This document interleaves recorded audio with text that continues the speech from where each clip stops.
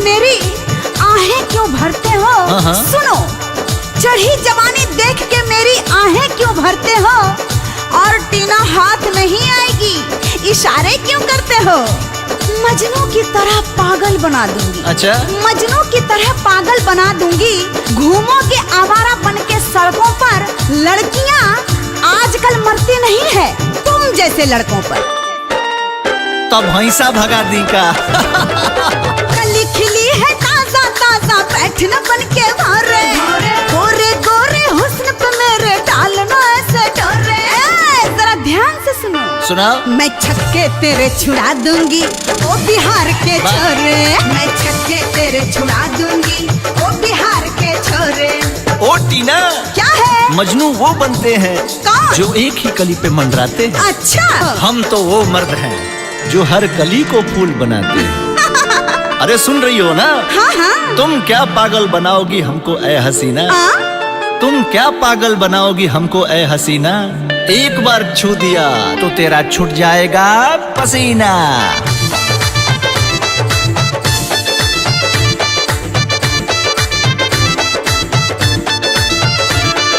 देहिया बागोराइल तोर जैसे चीनी के बोरी। गलिया गम के ऐसे जैसे दही के कटोरी। हम चटनी बना के चाट ले हपे बम्बैया छोरी। हम चटनी बना के चाट ले हपे बम्बैया छोरी।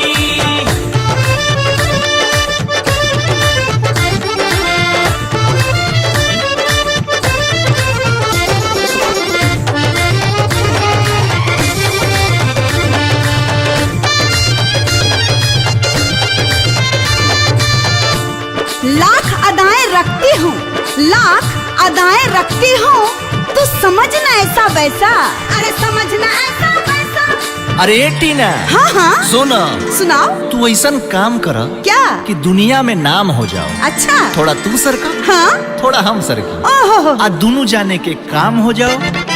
सबर से काम लो तो शायद करार आ जाए। ओहो, सबर से काम लो हाँ। तो शायद करार आ जाए। और इतना भी मत खाओ कि खट्टी डकार आ जाए। मैं कहती हूँ, अच्छा? मेरे चक्कर में मत पड़ना, क्योंकि मैं जिसे सूंघ लूं उसे बुखार आ जाए। अच्छा, तो क्या? अगर जिद पे आ जाई कौनो मन चला तब तो हर सारा घमंड तोड़ दी। आ दिवाली में घर से बाहर मत निकली हो, न तो कौनो पटाखा समझ के फोड़ दी। इतना आसान नहीं, ऐसी वैसी नहीं रे छोरे, मैं तो आइटम बम हूँ। पिछड़े तेरे उड़ जाएंगे, नहीं किसी से कम हूँ। जरा संभल के ध्यान रखना, दौड़ा दूंगी तेरे पीछे हुस्न के लाखों घोड़े। दौड़ा दूंगी तेरे पीछे हुस्न के लाखों घोड़े। मैं छक्के तेरे छुड़ा दूंगी ओ बिहार के छोरे। मैं छक्के तेरे छुड़ा दूंगी ओ बिहार के छोरे। अरे तो देरी किस बात की है, आइए। छक्का एक कर छूटी एक बेर मिलके देखा अकेला। मिलके देखा अकेला, हाय हाय मिलके देखा अकेला।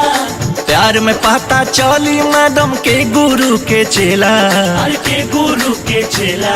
अच्छा, तो जनाब अकेले में मिलना चाहते हैं? हाँ हाँ बिल्कुल। अरे छोड़ो, जमाना जानता है कि तुम जमाने भर के लुच्चे हो। तेरी नजर में जमाना जानता है कि तुम जमाने भर के लुच्चे हो। ओहो, बिल्कुल नहीं। अरे तुमसे क्या मिलना अकेले में? क्यों? तुम अभी इस खेल में बहुत कच्चे हो।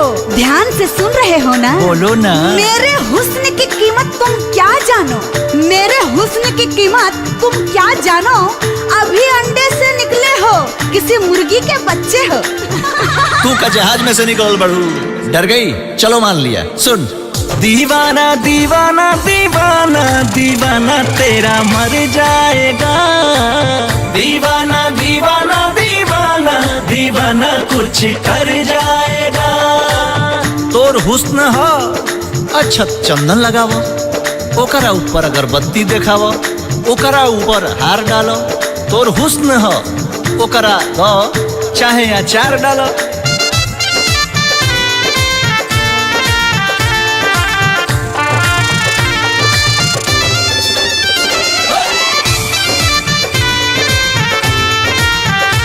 समझ गया।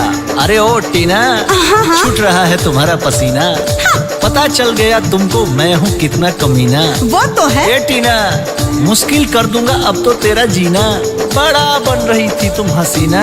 अरे ओ टीना, क्या है? अरे सुन टीना, अरे ओ टीना, लगता है गिर गया तुम्हारा डिस एंटीना।